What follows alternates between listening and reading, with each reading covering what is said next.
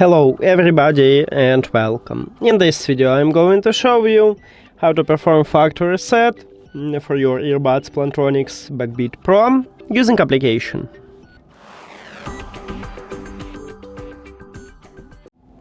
You have to start by open Backbeat application, and of course you need to add your earbuds to the app. Then you will see the same menu and you need to go to the settings at the right top.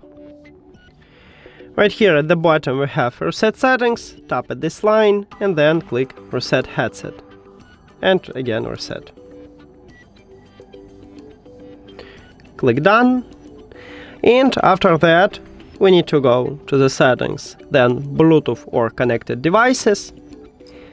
And as you can see, it automatically removed from my phone, but maybe you will have them. So then tap the information icon or settings icon near to your earbuds, near to your right and left earbud, and forget this device. Click at this button and you will remove them. After that, if you have Android, click Pair New Device at the top. And then these earbuds after factory reset enter to print mode automatically, so you will see them at the device list. Tap at your earbuds and then click Pair.